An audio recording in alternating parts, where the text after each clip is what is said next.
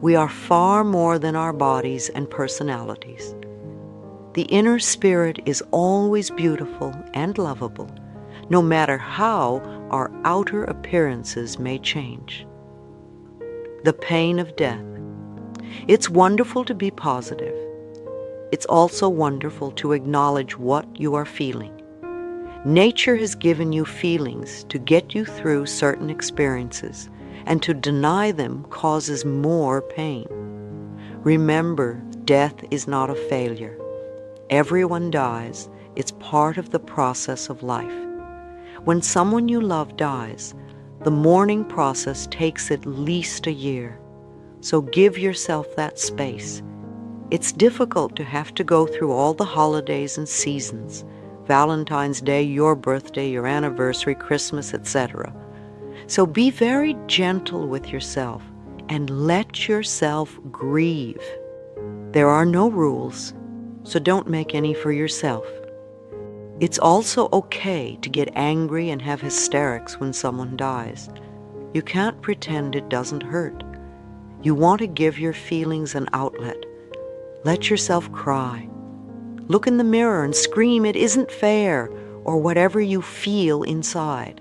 Again, let it out. Otherwise, you will create problems for your body. You want to take care of yourself the best you can, and I know it's not always easy. Those of us who have been working with people with AIDS find that the grieving process becomes ongoing. It's the same as the grieving process in wartime. There are too many onslaughts to the emotional nervous system to handle. Many times I reach out to special friends and dissolve into hysterics when it all becomes too much. It was much easier when my mother died. I felt the natural completion of her 91-year cycle.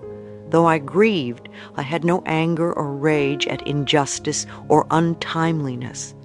Wars and epidemics bring up tremendous frustration at the seeming unfairness of it all. Although grieving takes time, sometimes you feel like you're in a bottomless pit. If you are still grieving after a few years, then you are wallowing in it. It becomes an addiction. You need to forgive and release the other person and yourself. Remember, we don't lose anyone when they die because we never owned them in the first place. If you are having a difficult time letting go, there are several things you can do. First of all, I suggest you do some meditations with the person who is gone. No matter what he or she thought or did while they were alive, when they leave the planet, a veil lifts and they see life very clearly. So they no longer have the fears and the limiting beliefs that they had when they were here. If you are grieving a lot, they would probably tell you not to worry because all is well. In your meditations, ask the person for help to get you through this period and tell them that you love them. Don't judge yourself for not being with the person or doing enough for the person while they were alive. That's just adding guilt to your grief. Some of you use this time as an excuse for not getting on with your own life. Some of you would like to leave the planet too. Or, for some of you, the death of someone you know and love brings up your own fear of death. Use this time to do inner work on yourself so you can release some of your own stuff. A lot of sadness comes to the surface upon the death of a loved one. Let yourself feel the sadness. You need to get to a point where you feel safe enough to let the old pains come up. If you would allow yourself 2 or 3 days of crying, much of the sadness and guilt would disappear. If you need to, find a therapist or a group to help you feel safe enough so that you can release the emotions. Another suggestion is to say affirmations like, "I love you and I set you free. You are free and I am free." One woman was having a very difficult time letting go of the anger she felt towards an aunt who was very ill. She was terrified that her aunt would pass away and she would not be able to communicate how she really felt about the past. She didn't want to speak with the aunt because she felt all choked up inside. I suggested to her that she work with a therapist, for one-on-one work can be so helpful. When we are stuck in any area, it is an act of love for ourselves to reach out for help. There are many types of therapists all over who are experienced in these situations. You don't need to go for a long time, just a short while, so that you can get through your difficult period. There are also many grief support groups. It might be helpful for you to join one because it would assist you as you go through the process.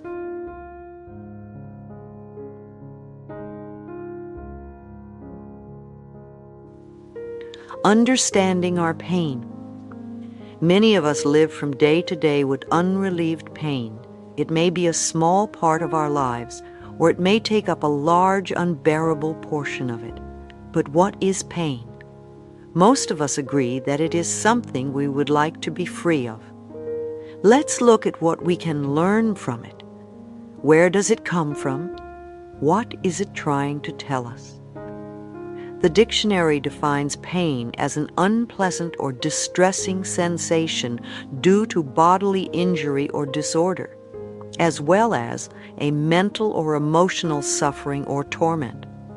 Since pain is an outgrowth of both mental and physical dis-ease, it is clear that both the mind and the body are susceptible to it. I recently saw a wonderful example as I watched two little girls playing in a park. The first child raised her hand to playfully slap her friend on the arm. Before she was able to commit, the other little girl said, "Ow!" And the first little girl looked at her and said, "Why did you say, 'ow'? I haven't even touched you yet." To which her friend quickly replied, "Well, I knew it was going to hurt." In this instant, the mental pain presumed the expected physical pain. Pain comes to us in many forms: a scratch, a bump, a bruise, dis-ease, uneasy sleep, a threat, a knotty feeling in your stomach, a numbing sensation in your arm or leg. Sometimes it hurts a lot, sometimes only a little, but we know it's there. In most cases, it's trying to tell us something. At times, the message is obvious. A sour stomach experienced during the work week, but not on the weekend, may indicate a need for an attitude change or for a job change. And many of us know the significance of the pain that occurs after a night of excessive drinking. Whatever the message, we must remember that the human body is a wonderfully constructive piece of machinery. It tells us that there are problems, but only if we are willing to listen. Unfortunately, many of us do not take or make the time to listen. Pain is actually one of the body's last resort messages to tell us that something is wrong in our lives. We are really off track somewhere. The body is always aspiring for optimal health, no matter what we do to it. However, if we abuse our bodies tremendously, we contribute to the conditions of our dis-ease. When we first feel pain, what do? We usually run to the medicine cabinet or to the drugstore, and we take a pill. In effect, we say to the body, "Shut up, I don't want to hear you." The body will quiet down for a little bit.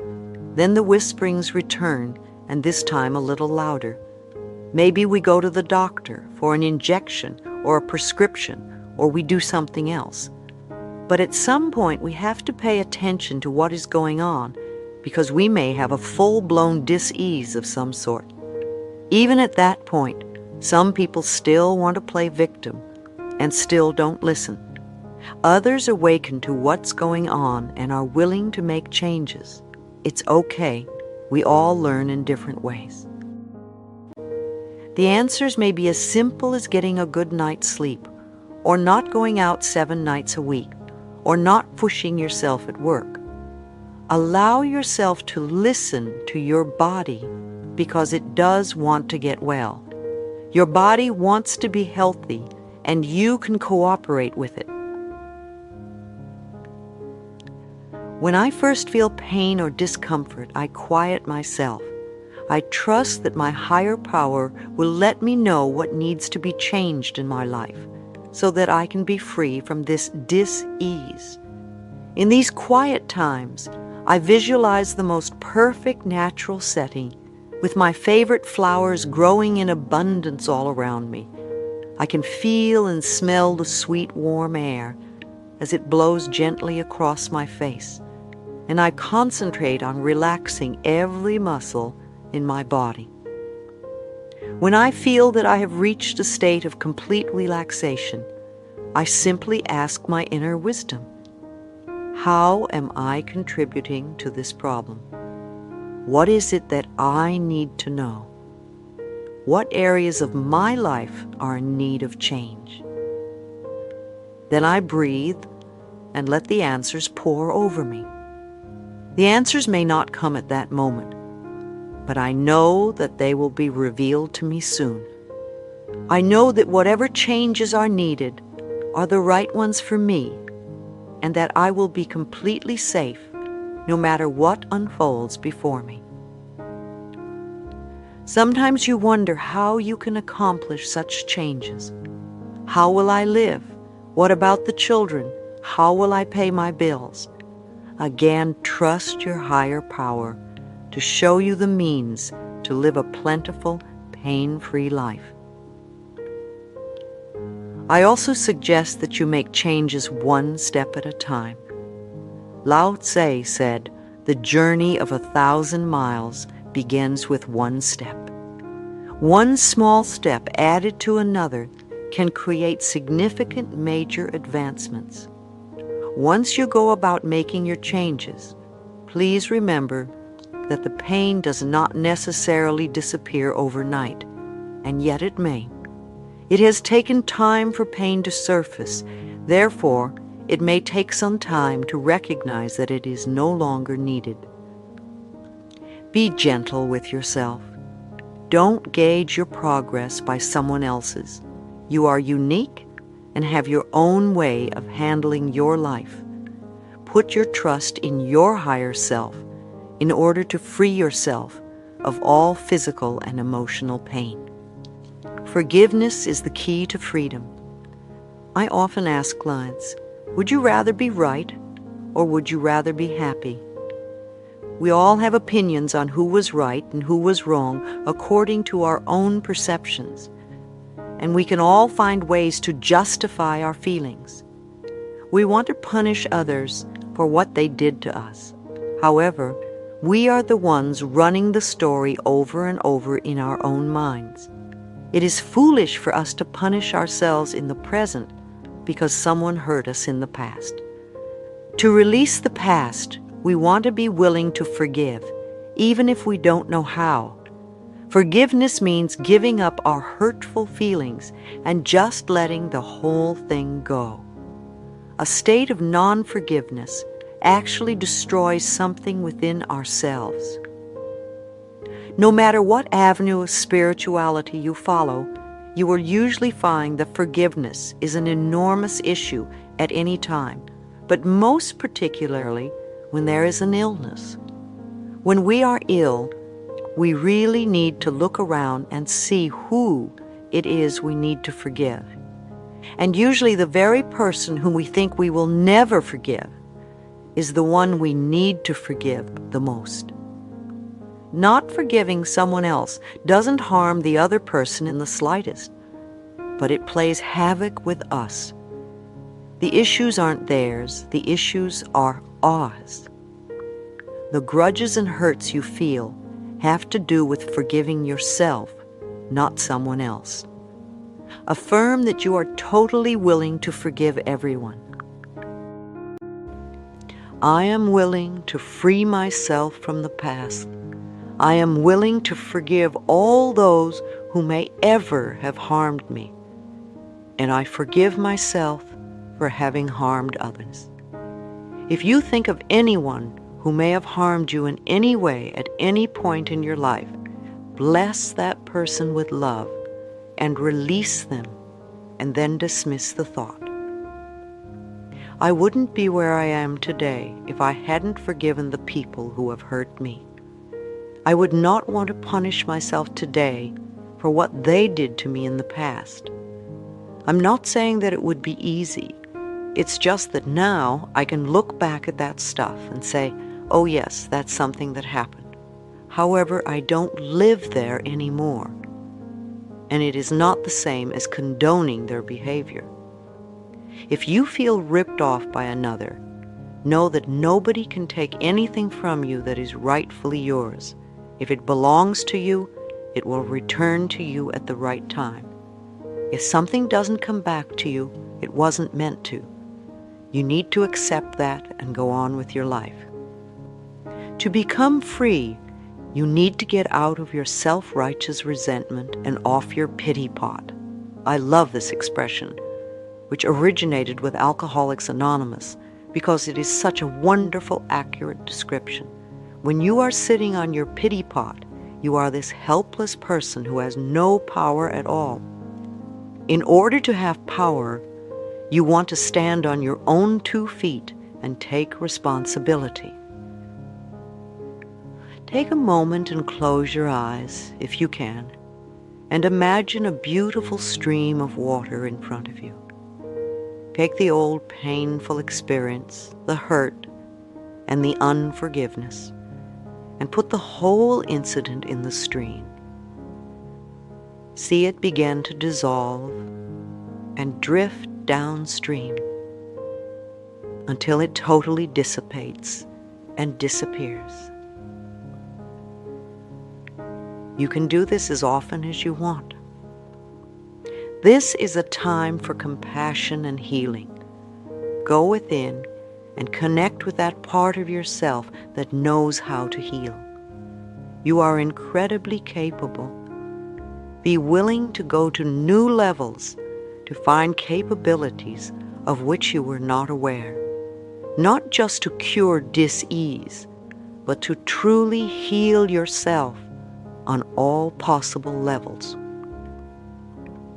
To make yourself whole in the deepest sense of the word, to accept every part of yourself and every experience you have ever had, and to know that it is all part of the tapestry of your life this time around. I love Emmanuel's book. There is a passage in it which has a good message.